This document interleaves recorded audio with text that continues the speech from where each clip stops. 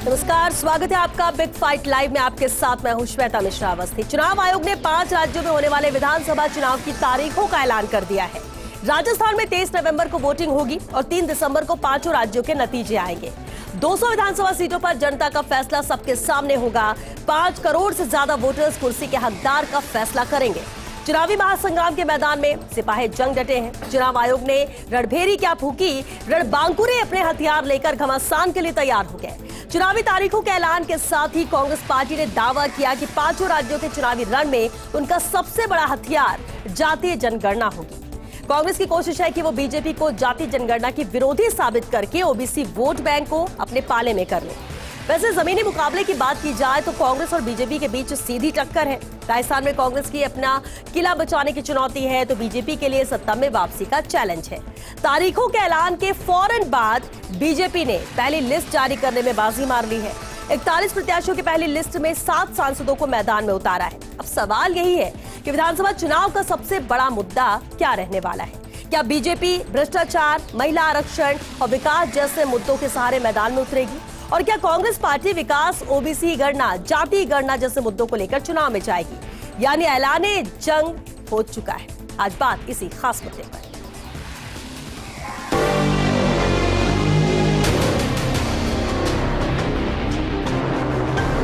The date of poll will be 23rd November in one phase entirely in Rajasthan.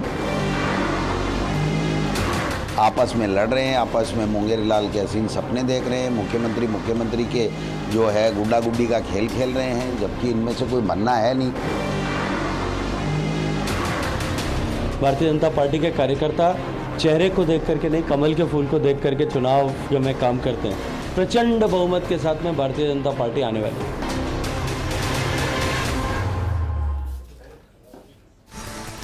और चलिए इस खास मुद्दे पर चर्चा के लिए खास मेहमान हमारे साथ जुड़ चुके हैं। सबसे पहले उनसे रूबरू करा दे आपको। हमारे साथ लक्ष्मीकांत भारद्वाज जी हैं, बीजेपी नेता हैं, प्रदीप चतुर्वेदी जी हैं, कांग्रेस प्रवक्ता है, मिथिलेश जामनी जी हैं, राजनीतिक विश्लेषक, और साथ ही हमारे साथ ऐश्वर्य प्रधान भी जुड़े हैं, सहयोगी हैं।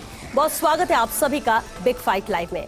शुरुआत लक्ष्मीकांत जी आपसे ही करते हैं, क्योंकि इंतजार था तारीखों का और आज जैसे ही घोषणा हुई 23 तारीख राजस्थान के लिए अहम है जब वोटिंग होगी, और 3 दिसंबर जब काउंटिंग होगी, रिजल्ट सबके सामने होगा।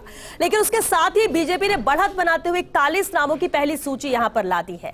अब जबकि ऐलाने जंग हो चुका है, कितनी आश्वस्त बीजेपी इन नामों के बाद, जिस तरह की प्रतिक्रिया जीत हार को लेकर आ रही है, अगली लिस्ट का इंतजार किया जा रहा है, मुद्दों की बात होगी, क्या रहेगा हथियार बीजेपी के पास?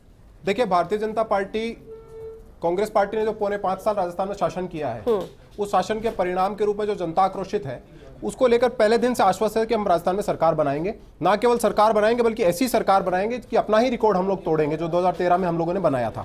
राजस्थान आज इस परिस्थिति से गुजर रहा है, बल्कि मुझे ये कहने में कोई हिचक नहीं है कि अपने इतिहास के सबसे काले अध्याय से आज राजस्थान गुजर रहा है।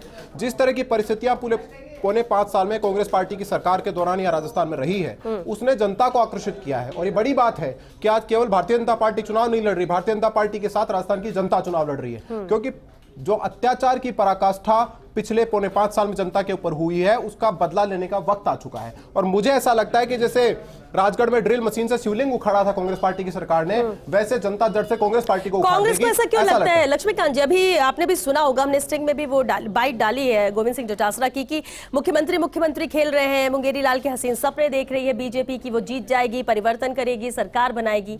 ये उनका कॉन्फिडेंस है, ओवर कॉन्फिडेंस है, या क्यों? मैंने उनकी शक्ल देखी थी बोलते वक्त, ऐसा लग रहा था जैसे नींद में सपने देख रहे हो और नींद से उठकर आए हो। खुद चुनाव हार रहे हो, वो खुद ही चुनाव हार रहे हैं, तो सरकार क्या बनाएंगे? राजस्थान में मैं आज आपको बोल रहा हूं आपके चैनल के ऊपर, भारतीय जनता पार्टी अपना रिकॉर्ड तोड़ेगी 2013 का, और कांग्रेस पार्टी जो 2013 में उनकी सीटें आई थी उससे भी नीचे 2000 आज यानी 163 प्लस के आप दावे कर रहे हैं यहाँ पर।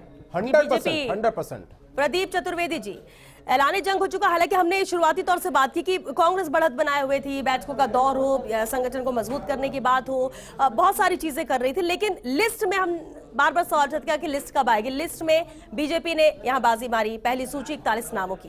कांग्रेस में कब तक आएगी लिस्ट, क्या डिले? और जो अभी कहा लक्ष्मीकांत जी ने, उसका क्या जवाब देंगे? श्वेता जी, ये बात देखनी होगी कि जो भाजपा प्रवक्ता बात कह रहे हैं उसमें कितना दम है। आप देखिए कि राजस्थान में जहाँ तक प्रदेश सरकार की बात है, मुख्यमंत्री अशोक गहलोत के नेतृत्व में हम विकासशील योजनाओं के लिए जनता के पास जा रहे हैं। हमने अपनी विकासशील योजनाओं के माध्यम से जनता से संपर्क किया है और संपर्क करते हुए उनसे अपनी राय शुमारी करते हुए प्रशासन चलाया है। हमने हर साल सरकार के प्रत्येक वर्ष की समीक्षा बैठक कर अपने कार्यों का ये समीक्षा करते हुए लोगों से जवाब तलब भी किया है। इसलिए हमने अपनी अकाउंटेबिलिटी साल दर साल फिक्स करते हुए मुख्यमंत्री जी ने अपनी जितनी कार्यक्रम हुए, जितने भी सफलता हुआ और जो घोषणा पत्र पे अमल हुआ, उस पर हर वर्ष हमने पब्लिक डोमेन में आकर उनका हिसाब दिया और जवाब जनता के सामने आए। तो हमने तो पारदर्शी तरीके से अपनी अकाउंटेबिलिटी को खुद अपनी तरफ से पहल करते हुए जनता के सामने रखा है। इसलिए मुख्यमंत्री अशोक गहलोत ने हर वर्ष अपना ये कार्य का समीक्षा आंकलन कर लोगों को सामने बताया कि उन्होंने घोषणा पत्र का कितना प्रतिशत भाग पूरा कर लिया है और अभी 90%, करीब 92% जो आया है वो हमने पूरा कर दिया है। कुछ 8% रहा है तो वो हम आने वाले समय में, अगले समय में इसको पूरा करेंगे। पर बात वही आती है कि आप सिर्फ उम्मीदवारों की लिस्ट जारी कर देने से आप समझते हैं कि आप आगे बढ़ गए। ठीक है, आप क्या, चूंकि नेतृत्व एक व्यक्ति के हाथ में है इसलिए वो फैसला कर सकता है। हमारे यहाँ सामूहिक नेतृत्व की बात है, हमारे यहाँ सभी केंद्रीय नेतृत्व की बात है, सब मिलजुल करके हम लोग फैसला करते हैं और सामूहिक नेतृत्व में हमेशा एक परिपक्वता होती है, एक निश्चित मानदंड होते हैं जिसके अनुसार हम काम करते हैं। और कांग्रेस अपने प्रत्याशियों को चयन अपने निर्धारित मापदंडों के अनुसार करके शीघ्र अपनी लिस्ट लाएगी।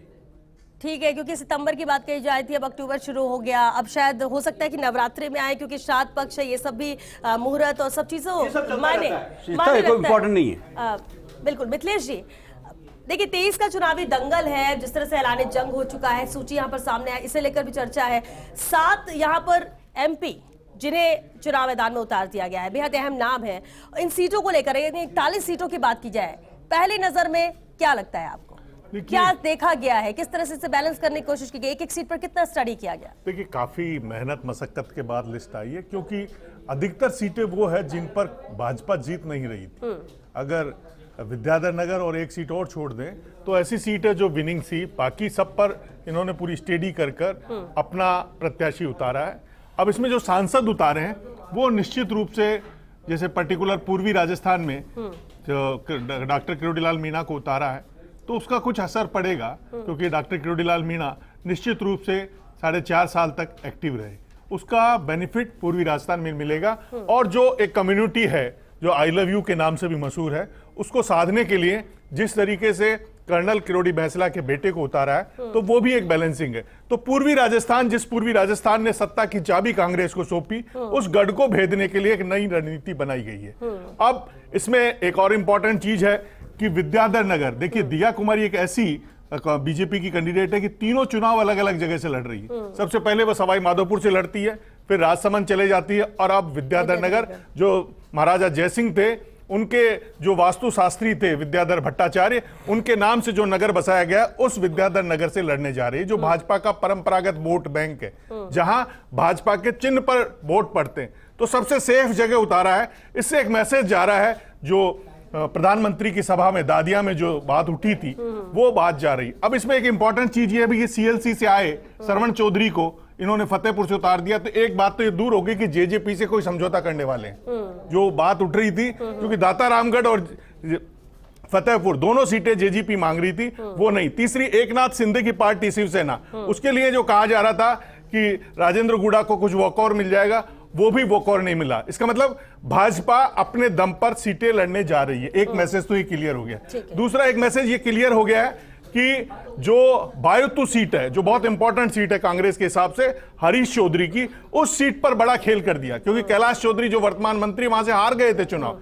अब वहां जिस व्यक्ति को उतारा है, बालाराम मुंड को, वो प्रत्याशी कमजोर है, और वहां पिछली बार टक्कर रही थी कांग्रेस और RLP में, बीजेपी थर्ड पे थी। तो मुझे लगता है कि इस बार कहीं न कहीं भाजपा को पता है कि हम वह कमजोर हैं, तो RLP को फ्रंट पे लाने की कोशिश है। तो बहुत बैलेंसिंग ढंग से सीट निकाली है। अब इसमें जैसे कोटपुतली सीट है, कोटपुतली में मुकेश गोयल बराबर चुनाव हार रहे थे, तो अब क्या हंसराज गुजर पटेल को लाए, तो कैसे बैलेंसिंग होती है। और जो 73 गुजरों की शहादत है उस पर भी मरहम पट्टी की गई है, गुजरों को वोट दिया टिकट देकर। और जो महिला आदि आबादी की बात कही जा रही है, महिला आरक्षण की, इस सूची में उनको भी तरजीह दी गई है। तो मैं कहूंगा कि एक बैलेंसिंग सूची है और सही टाइम पर सही अटैक है। ठीक है, सही टाइम पर सही अटैक। ऐश्वर्य, क्योंकि बीजेपी को करीब से देखा आपने, लगातार कवर करते आए और अब जब इलेक्शन मोड पर है बीजेपी तो एक एक एक्टिविटी को भी ध्यान में रखा गया। लेकिन अगर इस सूची को लेकर बात करें, हालांकि बहुत हद तक मिथिलेश जी ने भी चीजों को क्लियर किया, लेकिन अहम ये भी हो जाता है कि कई ऐसे बड़े चेहरे, बड़े नाम थे जिनके टिकट को काटा गया, यानी जो सर्वे कह रहा था उस आधार पर जनता क्या चाहती है, उस आधार पर टिकट काटने में कोई संकोच नहीं किया गया है, बड़े चेहरे बड़े नाम ही क्यों ना। देखिए, इस लिस्ट में कुछ चीजें हैं जिन्हें मैं संक्षेप में यहां पर बताऊंगा। यहां पर ओबीसी को अच्छी खासी संख्या में टिकट मिल गए हैं, पूरी के पूरे 16 टिकट ओबीसी को दिए गए हैं, एक बड़ी अच्छी संख्या है। दूसरी सबसे महत्वपूर्ण बात इसमें यह है, इसमें युवाओं पर फोकस किया गया है। तीसरी सबसे महत्वपूर्ण बात इस लिस्ट में यह है कि सांसदों को मैदान में उतारा गया है, क्योंकि इस चुनाव को बीजेपी आसान नहीं समझती और दिग्गजों को मैदान में उतार दिया गया है। चौथा, परिवारवाद को लेकर बीजेपी बात कहती है तो स्वर्गीय भैरव सिंह शेखावत के परिवार को टिकट दिया जाता रहा था, तो फिलहाल उनका यहां से जो विद्याधर नगर है यहां से टिकट काट दिया गया है, तो क्या चित्तौड़गढ़ से उन्हें टिकट दिया जाएगा, इस बात को लेकर इंतजार है। इसी लिस्ट में कुछ चीजें ऐसी है कि पार्टी विद डिफरेंस की बात भारतीय जनता पार्टी लगातार करती है।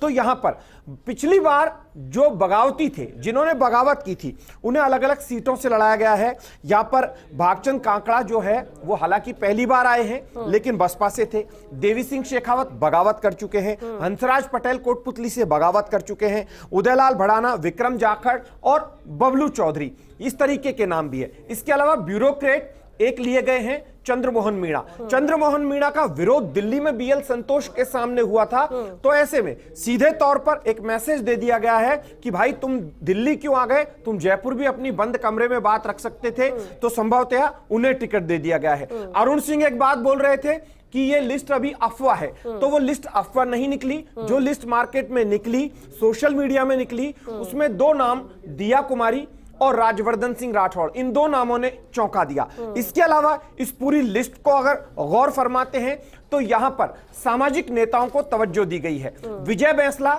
जो कि सामाजिक नेता हैं, वो अब सियासत में कूद पड़े हैं और वो उसी क्षेत्र में गए हैं जहां कभी टोंक सवाई माधोपुर से उनके पिता चुनाव लड़े थे, कर्नल बैंसला खुद चुनाव लड़े थे और नमो नारायण मीणा से कुछ एक वोटों से वो हार गए थे।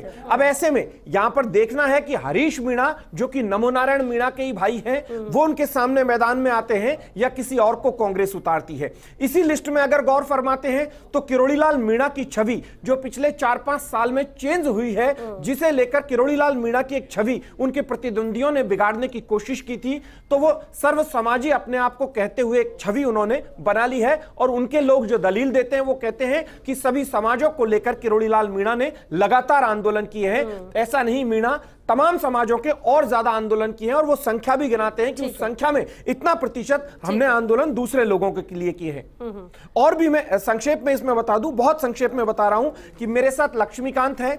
यहां पर एक चीज और है, भारतीय जनता पार्टी ने जिताऊ चेहरों पर दांव खेला है। भारतीय जनता पार्टी ने ऐसा नहीं है कि थोड़ा बहुत भी पार्टी और कैडर को भी को ध्यान तो हमेशा रखती है, लेकिन जिताऊ चेहरों पर दांव खेला है। यहां पर शिक्षाविद को भी लाया गया है, श्रवण चौधरी को यहां पर लाया गया है। उसके अलावा डीडवाना को लेकर कश्मकश थी, ओमदास महाराज का नाम लिया जा रहा था, ओमदास महाराज का नाम इस लिस्ट में नहीं आया है, तो डीडवाना को लेकर अब इसमें इंतजार रहेगा। इस पूरी लिस्ट में डी श्रेणी के जो सीटें हैं उन पर फोकस किया गया है। यहां पर जो अगर वागड़ की हम बात करते हैं तो वागड़ में जो चेहरे हैं ये उतार तो दिए हैं, लेकिन भारतीय जनता पार्टी जानती है। बिल्कुल ऐश्वर्य, और जिस तरह से आपने एक नाम एक सीट को लेकर जिक्र किया, इतना तो तय कि एक्सरसाइज की गई है, पूरी तरह से एक्सरसाइज की गई है।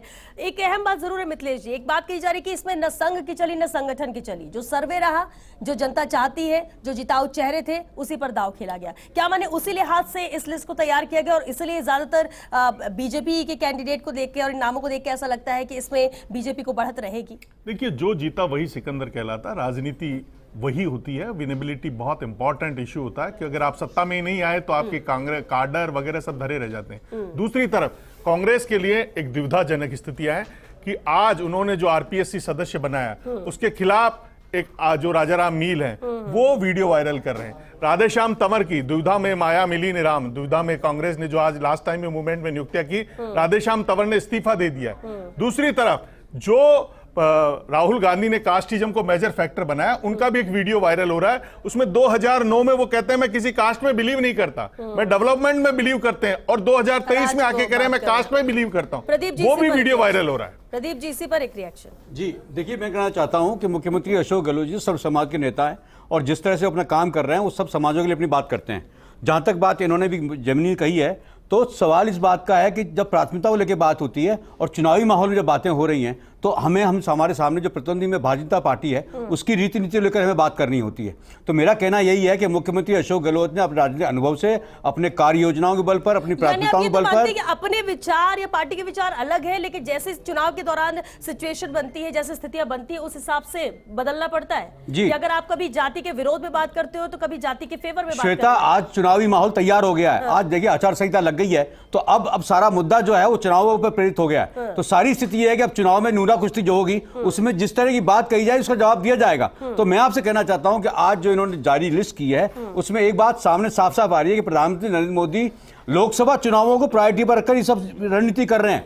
आप देखिए, उन्होंने 7 सांसदों को भेजा है, एमपी में उन्होंने 7 सांसदों को भेजा है। इसका मतलब साफ साफ है कि वो अपनी पॉलिटिकल लायबिलिटीज जो 2 पिछले लोकसभा चुनावों में उन्होंने पाल ली, जिनके क्योंकि दोनों चुनाव मोदी जी के नाम पर लड़े गए, तो उन्होंने वो जितनी भी पॉलिटिकल लायबिलिटीज है उनको मैदान में छोड़ दिया है कि आपने मेरे नाम पर चुनाव जीता और सत्ता भोगी है, अब आप चुनाव में जाइए और अपनी राजनीतिक हैसियत का प्रमाण दीजिए। तो मेरा मानना यह है कि मोदी जी इन चुनावों के माध्यम से भी लोकसभा चुनाव की उस व्यवस्था को देखते हुए काम कर रहे हैं। प्रदीप जी, जो आपने बात की उसमें एक्सपेरिमेंट करने की मोदी जी को क्या जरूरत होगी कि आप जाइए मैदान में और जीते? क्योंकि वो सिस्टम को बदलना चाहते हैं। अब मैं आपको उदाहरण देता हूं, सीट के लिए वो खड़े हो, मैं उदाहरण दे रहा हूं मैं इस बात का। दिया कुमारी जी जब एक बार सभाएं माधव जीत लिए हैं, राज्यसभा जीती, तो उनको बार बार घुमाकर उनको घुमाया जा रहा है। तो ऐसे नेता जो थोड़ी लोकप्रियता हासिल करते हैं उनको केंद्रीय नेतृत्व स्थायी रूप से घुमाते हुए उनको स्थान देने का प्रयास भी कर रहा है। और मोदी जी की ये वर्किंग स्टाइल है, मोदी जी की वर्किंग स्टाइल है कि किसी स्थानीय नेता को वो स्थापित होने देना नहीं चाहते। ये उनकी रणनीति का हिस्सा है। देखिए श्वेता, एक बात समझिए, ये तो ज्यादा चैलेंजिंग हो जाता है। जो जिस सीट से जीतता है वो तो चाहेगा कि वो उसी सीट से मिले। अगर अलग अलग सीट है तो ये तो इस बात का प्रमाण है कि मोदी जी किसी से चर्चा नहीं करते। लक्ष्मीकांत जी, आज विधायकों पर उनकी कोई इच्छा नहीं है, उनकी कोई मर्जी नहीं चलती। ये तो उनका फैसला कि उन्हें किसे खड़े करना है, किस सीट से उतारना है। हाँ लक्ष्मीकांत जी, देखिए राजस्थान की जनता चुनावी मोड में आ चुकी है। आज आचार संहिता लग गई है। अब आप जब आचार संहिता लग गई तो राजस्थान के लोग जब वोट डालने जाएंगे तो बाकी सब मुद्दों को छोड़ दीजिए। चुनाव तो हमारे आते जाते रहते हैं, डेमोक्रेटिक कंट्री में हम लोग रहते हैं, हर 6 महीने में कोई ना कोई चुनाव सामने होता ही है। लेकिन राजस्थान का जो चुनाव है जो 23 नवंबर को होने जा रहा है, जब वोट डालने लोग जाएंगे तो उनके सामने होगा 15 साल की उस बेटी का चेहरा जिसके टुकड़े टुकड़े करके भट्टी में डाल दिया, 15 साल की उस बेटी का करौली का चेहरा जिसको गैंगरेप करके मार के और कुएं में फेंक दिया। वो चेहरा होगा जैसे करौली में दंगे हुए और मतूब को कांग्रेस पार्टी की सरकार बचाती रही। भगवा पताका जोधपुर में उतार दी गई। और जो सबसे बड़ी बात, एक रोड रेज की घटना में जिस आदमी की मौत हो गई क्योंकि वो एक समुदाय विशेष का था, 1 घंटे में 50 लाख रुपया नौकरी और डेयरी बूथ उसको लौट कर दिया गया। जबकि कन्हैयालाल को पीट का गला काटा गया। जिस तरह से आदर्श तापड़िया की हत्या हुई, रतन सोनी की हत्या हुई, योगेश जाटव को पीट पीट के मारा गया, हरीश जाटव को पीट पीट के मारा गया, कृष्णा वाल्मीकि को पीट पीट कर मारा गया, जिस तरह से कन्हैयालाल सैनी को पीट पीट कर मारा गया। और उसके बावजूद उनके परिजनों को 1 रुपया इस सरकार ने नहीं दिया। और केवल रफीक खान और अमीर काबजी के दबाव में, एक समुदाय विशेष के होने के कारण जिस तरीके से बंदर बांट की गई, 50 लाख रुपया नौकरी और एक डेयरी बूथ अलॉट किया गया। जब वोट डालने लोग जाएंगे ना तो ये बात उनके दिमाग में रहेगी। और ये भी दिमाग में रहेगी कि बड़े बड़े पोस्टर लगे थे 6 महीने पहले किशनपोल विधानसभा में कि हिंदुओं का पलायन हो रहा है। और जब वोटर लिस्ट छपी है, जब पूरी तरीके से वोटर लिस्ट सामने आई तो पता लगा कि राजस्थान की वो विधानसभा किशनपोल जिसमें 6000 वोट कम हो गए क्योंकि हिंदू वहां से पलायन कर गए। इस घोर हिंदू विरोधी सरकार के राज में जब लोग जाएंगे वोट डालने तो केवल और केवल इसका हिंदू विरोधी और मुस्लिम परस्त चेहरा उनके सामने होगा। ऐश्वर्य, देखिए बहुत सारे मुद्दे होते हैं, अहमियत होती है, लेकिन जब चुनाव का वक्त आता है, जब वोट डालने की बारी आती है तो कई बार पुरानी चीजें लोग भूल जाते हैं, वोटर्स भूल जाते हैं। क्या वाकई में जिन का जिक्र लक्ष्मीकांत जी ने किया है ये जहन में रखकर वोट डालने जाएंगे लोग? क्योंकि उस समय तो जाति, हमारा कौन सा कैंडिडेट है, किस जाति का है, मुद्दे भी कहीं ना कहीं दूर चले जाते हैं और कुछ और ही वहां पर रणनीति में, इसलिए समझना भी मुश्किल हो जाता है कि जनता किसके साथ जा रही, वोटर्स किसके साथ जा रहा है। देखिए श्वेता, एक बात तय मानकर चलिए, सरकार कोई भी हो, बीजेपी की हो, कांग्रेस की हो, कई बार आपराधिक घटनाएं होती है, कई बार सांप्रदायिक चीजें भी सामने आती है, तो दोनों पार्टियां एक दूसरे के ऊपर आरोप प्रत्यारोप लगाती है। एक तरफ तुष्टीकरण की बात कही जाती है तो दूसरी तरफ सांप्रदायिक घटना को बढ़ावा देने की बात कही जाती है। दोनों पार्टियां अपने लिहाज से तमाम चीजें राजनीतिक रूप से कहती हैं। लेकिन महत्वपूर्ण बात राजस्थान की सियासत में एक ऐसी है जिसका यहां पर जिक्र करना होगा, वो ये कि ओबीसी वोट बैंक की तरफ दोनों ही पार्टियां लगातार देख रही है, क्योंकि राजस्थान में सियासत जो है वो पूरी तरीके से जाति के आधार पर घूमती है। कौन सी जाति किस पार्टी का साथ देगी, क्या किसी एक जाति का कैंडिडेट कहीं खड़ा हुआ है तो सिर्फ अपनी जाति को तवज्जो दी जाएगी या फिर जाति के बड़े नेता का मैसेज माना जाएगा। मिसाल के तौर पर अशोक गहलोत सभी समाज के हैं, मुख्यमंत्री लगातार रहे हैं, कांग्रेस में एक बड़ा चेहरा है, तो माली समाज क्या माली कैंडिडेट की तरफ जाएगा या मुख्यमंत्री अशोक गहलोत की तरफ देखेगा। सचिन पायलट गुर्जर समाज के बड़े चेहरा हैं, तो गुर्जर समाज सचिन पायलट की तरफ जाएगा या गुर्जर कैंडिडेट जो भारतीय जनता पार्टी ने उतारा है उसकी तरफ ध्यान देगा। यहां पर राजस्थान में सबसे महत्वपूर्ण बात है, लक्ष्मीकांत भी सुन रहे हैं, तो सचिन पायलट के साथ जो कांग्रेस पार्टी ने किया है यहां पर उसके आधार पर वोट डालेगा। मैं आपसे सामान्य तौर पर यह चीज कह रहा हूं कि उस चीज का इंतजार रहेगा कि कौन सा वोट बैंक किस तरफ मूव करता है। लेकिन यह बात तय मानिए कि तमाम जो चीजें हैं, चाहे भले ही भारतीय जनता पार्टी केंद्र सरकार की योजनाओं की बात करे या फिर कांग्रेस इस सरकार की योजनाओं की बात करे, तमाम चीजें उस वक्त साइडलाइन हो जाती हैं जब कैंडिडेट मैदान में होते हैं, जाति सर्वोपरि हो जाती है और जाति के अलावा वहां पर मुद्दे नगण्य हो जाते हैं। बिल्कुल लक्ष्मीकांत जी, लेकिन ये जो जातीय जनगणना की बात की जा रही है, जिस सीडब्ल्यूसी की बैठक में भी राहुल गांधी कह रहे हैं, इसको मुद्दा बनाया जा रहा है, एआरसीपी का मुद्दा लेकर निकलेंगे अभी मुख्यमंत्री अशोक गहलोत भी, इन मुद्दों पर क्या बीजेपी हावी हो पाएगी? देखिए तो पाखंड है, सारी जनता जानती है। 15 साल से जो आदमी मुख्यमंत्री है वो जिस दिन अपने जीवन में एक दिन पहले, जीवन में एक दिन के बाद जब वो मुख्यमंत्री नहीं रहेंगे कभी हमेशा के लिए, उसके एक दिन पहले जब वो घोषणा कर रहे हैं तो ये पाखंड है। आपने 15 साल आप मुख्यमंत्री रहे, 50 साल राजस्थान में आपकी सरकार रही, 55 साल देश भर में आपकी सरकार रही, आप क्या कर रहे थे जातिगत जनगणना को लेकर? चुनाव की आचार संहिता लगने के एक दिन पहले इस तरह की घोषणा करके आप जनता को मूर्ख बनाना चाहते हैं। तो राजस्थान की जनता मूर्ख नहीं है, राजस्थान की जनता जानती है कि लोगों को ठगने के लिए आप इस तरह की बातें कर रहे हैं। आज जब अपने सियासत का अंत हो रहा है, जब आप अपने मुख्यमंत्री के रूप में केवल एक दिन आपका बचा अपने इस जीवन में, तब आप इस तरह की घोषणाएं करते हैं। तो राजस्थान की जनता ये सब जानती है। कांग्रेस पार्टी, मैंने आपको पहले भी कहा, जैसे ड्रिल मशीन से शिवलिंग उखाड़ा था उस तरह से उखड़ेगी, जैसे बुलडोजर से राम मंदिर ढाया था वैसे ढा दी जाएगी हमेशा के लिए। राजस्थान आज ठान चुका है, यहां भारतीय जनता पार्टी का सुराज आएगा, कांग्रेस पार्टी का कुराज जाएगा। राजस्थान में जो 5 साल अराजकता चली है उसका अंत 23 नवंबर को होगा। राजस्थान आज चाहता है कि यहां पर विकास हो, राजस्थान आज चाहता है कि डेवलपमेंट हो। ये कुराज जो चल रहा था उसके अंत का समय आ गया। यानी आपके राजस्थान की तस्वीर यहां पर बदलेगी। टीआरसीपी की योजना तो आपकी वसुंधरा राजे की थी, हमने टेक ओवर किया और हम कह रहे हैं, हमने कहा, हमने सांसदों से कहा, सांसद अपील की कि वो चले और आपने क्या किया सरकार से बात करें। आपने नहीं किया तो आपने नहीं किया, हमने मुख्यमंत्री जी ने पैसा दिया और उन्होंने कहा है कि अगले राज्य में जब सरकार बनेगी हम अपने 100 पूरा कर लेंगे, हम पूरा कर लेंगे। आप पे भरोसे नहीं है, ये राजनीति करिए। टीआरसीपी के मसले पे आपको पूरे राजस्थान में लोग क्या वोट देंगे ये आपको चुनाव बताएगा। टीआरसीपी को लेकर आपके काले झंडे दिखाए गए हैं, पूरे राजस्थान में आपका विरोध हुआ है, आपका विरोध हुआ है और लोगों ने आपको बहिष्कार किया है। खाली कुर्सियां प्रधानमंत्री ने दौरा किया, वहां पे लोग नहीं मिले। आपको टीआरसीपी को लेकर पूर्वी राजस्थान में जो लहर बनी है उसमें भाजपा को पुराना नहीं देखना पड़ेगा। आप निश्चित रहिए और हमने वादा किया है लोगों से कि ईआरसीपी को हम चलिए प्रदीप जी, लक्ष्मीकांत जी, चलिए आप दोनों के अपने अपने दावे हैं क्योंकि वक्त खत्म हो चुका है। बहुत शुक्रिया आप सभी का इस चर्चा में शामिल होने के लिए। देखिए अब ये 23 का अंक किसके लिए शुभ होता है ये तो आने वाला वक्त बताएगा। 2023 जब विधानसभा चुनाव है और 23 नवंबर की वो तारीख जब राजस्थान की जनता वोट डालेगी।